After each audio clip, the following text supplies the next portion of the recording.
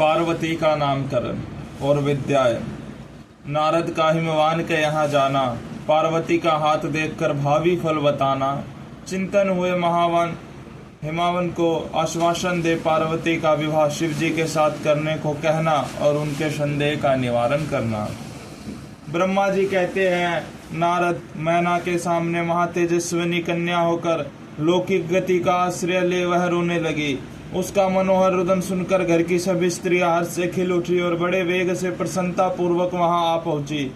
नील कमल दल के समान श्याम कांति वाले उस परम तेजस्वी और मनोरम कन्या को देखकर गिरिराज हिमालय अतिशय आनंद में निमग्न हो गए। तदंतर सुंदर मुहूर्त में मुनियों के साथ हिमवान ने अपनी पुत्री के काली आदि सुखदायक नाम रखे। देवी शिवा गिरिराज के भवन में दिनों दिन बढ़ने लगी। ठीक उसी तरह जैसे वर्षा के समय गंगा जी की जलराशि और शरद ऋतु के शुक्ल पक्ष में चांदनी बढ़ती है। सुशीलता आदि गुणों से युक्त तथा बंधुजनों की प्यारी उस कन्या को कुटुंब के लोग अपने कुल के अनुरूप पार्वती नाम से पुकारने लगे। माता ने कालिका को उमा अरि तपस्या मत कर कहकर तप करने से रोका था। मुने इसलिए वह सुंदर मुख वाली गिरिराज नंदनी आगे चलकर लोक में उमा के नाम से विख्यात हो गई। नारद तदंतर जब विद्या के उपदेश का समय आया, तब शिवा देवी अपने चित्त को एकाग्र करके बड़ी प्रसन्नता के साथ श्रेष्ठ गुरु से विद्या पढ़ने लगी। पूर्व जन्म की सारी विद्या उन्हें उसी तरह प्राप्त हो गई जैसे शरत काल में हंसों की पात अपने अपने सर्वांग के तट पर पहुंच जाती है और रात्रि में अपना प्रकाश स्वतः महौषधियों को प्राप्त हो जाती है। मुने, इस प्रकार मैंने शिवा की किसी एक लीला का ही वर्णन किया है। अब अन्य लीला का वर्णन करूंगा, सुनो। एक समय की बात है, तुम भगवान शिव की प्रेरणा से प्रसन्नता पूर्वक हिमाचल के घर गए। मुने, तुम शिव तत्व के ज्ञाता और उनकी लीला के जानकारों में श्रेष्ठ हो। नारद गिरिराज हिमालय ने तुम्हें घर पर आया देख प्रणाम करके तुम्हारी पूजा की और अपनी पुत्री को बुलाकर उससे तुम्हारे चरणों में प्रणाम करवाया। मुनीश्वर फिर स्वयं ही तुम्हें नमस्कार करके हिमाचल ने अपने सौभाग्य की सराहना की और अत्यंत मस्तक झुका हाथ जोड़कर तुमसे कहा। हिमालय बोले, हे नारद, ब्रह्मपुत्रों में श्रेष्ठ ज्ञानवान प्रभु आप सर्वज्ञ हैं और कृपा पूर्वक दूसरों के उपकार में लगे रहते हैं। मेरी पुत्री की जन्म कुंडली में जो गुण दोष है उसे बताइए। मेरी बेटी किसकी सौभाग्यवती प्रिय पत्नी होगी? ब्रह्मा जी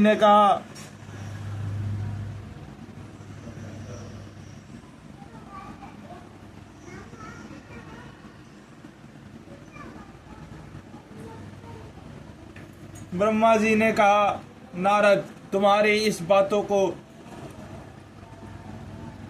सुन और सत्य मानकर मैना तथा हिमाचल दोनों पति पत्नी बहुत दुखित हुए।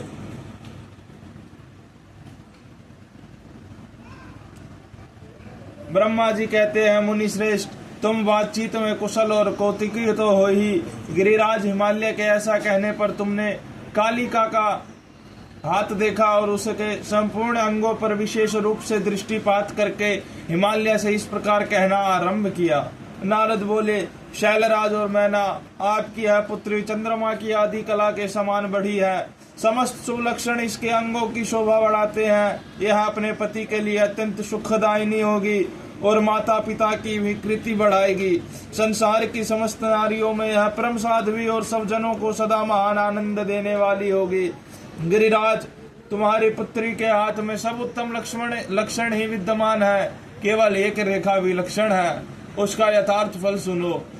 इसे ऐसा पति प्राप्त होगा जो योगी, नंग दड़ंग रहने वाला, निर्गुण और निष्काम होगा। उसके ना माँ होगी ना बाप होगा।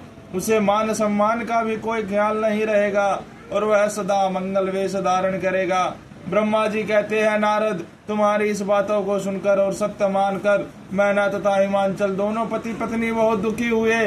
परंतु जगदम्बा शिवा तुम्हारे ऐसे वचनों को सुनकर और लक्षणों द्वारा उस भावी पति को शिव मानकर मन ही मन हर्ष से खिल उठी। नारद जी की बात कभी झूठ नहीं हो सकती, यह सोचकर शिवा भगवान शिव के युगल चरणों में संपूर्ण हृदय से अत्यंत स्नेह करने लगी। नारद, उस समय मन ही मन दुखी हो हिमवान ने तुमसे कहा, मुने, उस रेखा का फल सुनकर मुझे बड़ा दुख हुआ है। मैं अपनी पुत्री को उससे बचाने के लिए क्या उपाय करूं?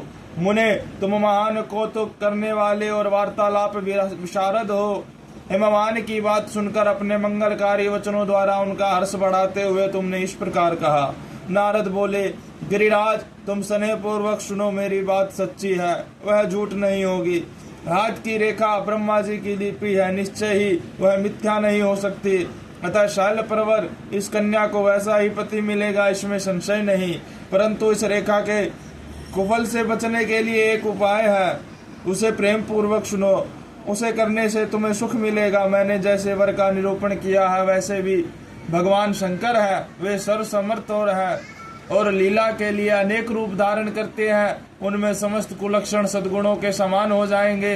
समर्थ पुरुषों में कोई दोष हो भी हो तो वह उसे दुख नहीं देता, असमर्थ के लिए ही वह दुखदायक होता है। इस विषय में सूर्य, अग्नि और गंगा का दृष्टांत सामने रखना चाहिए। इसलिए तुम विवेक पूर्वक अपनी कन्या शिवा को भगवान शिव के हाथ में सौंप दो। भगवान शिव सबके ईश्वर, सेव्य, निर्विकार, सामर्थ्यशाली और अविनाशी है। वे जल्दी ही प्रसन्न हो जाते हैं, अतः शिवा को ग्रहण कर लेंगे, इसमें संशय नहीं है। विशेषतः वे तपस्या से वश में हो जाते हैं। यदि शिवा तप करे तो सब काम ठीक हो जाएगा। सर्वेश्वर शिव सब प्रकार से समर्थ है। वे इंद्र के वज्र का विनाश कर सकते हैं। ब्रह्मा जी उनके अधीन है तथा वे सबको सुख देने वाले हैं। पार्वती भगवान शंकर की प्यारी पत्नी होगी। वह सदा रुद्र के अनुकूल रहेगी, क्योंकि यह महासाध्वी और उत्तम व्रत का पालन करने वाली है तथा माता पिता के सुख को बढ़ाने वाली है। यह तपस्या करके भगवान शिव को मन को अपने वश में कर लेगी और वे भगवान भी इसके सिवा किसी दूसरी स्त्री से विवाह नहीं करेंगे।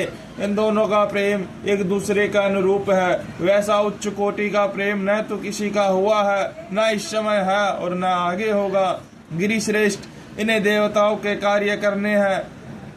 उनके जो जो काम नष्ट प्राय हो गए हैं उन सब का इनके द्वारा पुनः उज्जीवन या उद्धार होगा। आदिराज, आपकी कन्या को पाकर ही भगवान हर अर्धनाश्वर नारीश्वर होंगे। इन दोनों का पुनः हर्ष पूर्वक मिलन होगा। आपकी यह पुत्री अपनी तपस्या के प्रभाव से सर्वेश्वर महेश्वर को संतुष्ट करके उनके शरीर के आधे भाग को अपने अधिकार में कर लेगी, उनका अर्धांग बन जाएगी। गिरि श्रेष्ठ, तुम्हें अपनी यह कन्या भगवान शंकर के सिवा दूसरे किसी को नहीं देनी चाहिए। यह देवताओं का गुप्त रहस्य है, इसे कभी प्रकाशित नहीं करना चाहिए। हिमालय ने कहा, ज्ञानी मुने नारद, मैं आपको एक बात बता रहा हूँ, उसे प्रेम पूर्वक सुनिए और आनंद का अनुभव कीजिए।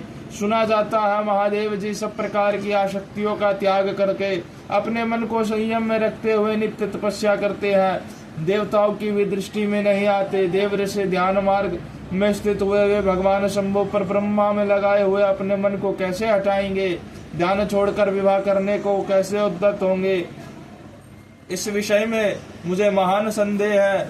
दीपक की लोक के समान प्रकाशमान अविनाशी, प्रकृति से परे, निर्विकार, निर्गुण, सगुण, निर्विशेष और निरी जो परब्रह्म है वही उनका अपना सदाशिव नामक स्वरूप है। अतः वह उसी का सर्वत्र साक्षात्कार करते हैं। किसी ब्रह्मान अनात्म वस्तु पर दृष्टि नहीं डालते। मुने यहाँ आए हुए किन्नरों के मुख से उसके विषय में नित्य ऐसी ही बात सुनी जाती है। क्या वह बात मिथ्या ही है? विशेषतः यह बात भी सुनने में आती है कि भगवान हर ने पूर्व काल में सती के समक्ष एक प्रतिज्ञा की थी।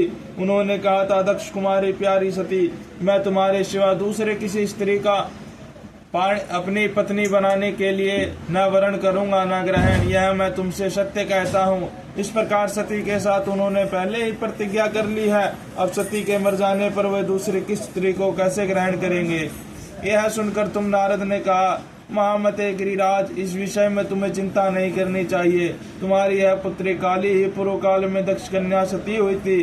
उस समय इसी का सदा सर्व मंगलमय सती नाम था। वे सती दक्ष कन्या होकर रुद्र की प्यारी पत्नी हुई थी। उन्होंने पिता के यज्ञ में अनादर पाकर तब भगवान शंकर को भी अपना अपमान हुआ देख क्रोध पूर्वक अपने शरीर को त्याग दिया था। वे ही सती फिर तुम्हारे घर में उत्पन्न हुई है। तुम्हारी पुत्री साक्षात जगदम्बा शिवा है। यह पार्वती भगवान हर की पत्नी होगी, इसमें संशय नहीं है। नारद, ये सब बातें तुमने हिमवान को विस्तार पूर्वक बताई। पार्वती का वह पूर्व रूप और चरित्र प्रति प्रीति को बढ़ाने वाला है। काली के उस संपूर्ण पूर्ववृत्तांत को तुम्हारे मुख से सुनकर हिमवान अपनी पत्नी और पुत्र के साथ तत्काल संदेह रहित हो गए। इसी तरह तुम्हारे मुख से अपनी उस पूर्व कथा को सुनकर काली ने लज्जा के मारे मस्तक झुका लिया और उसके मुख पर मंद मुस्कान की प्रभा फैल गई। गिरिराज हिमालय पार्वती के उस चरित्र को सुनकर उसके माथे पर हाथ फेरने लगे और मस्तक सूंघकर उसे अपने आसन के पास ही बिठा लिया। नारद, इसके पश्चात तुम उसी क्षण प्रसन्नता पूर्वक स्वर्ग लोक में चले गए और गिरिराज हिमवान भी मन ही मन मनोहर आनंद से युक्त अपने सर्व संपत्तिशाली भवन में प्रविष्ट हो गए।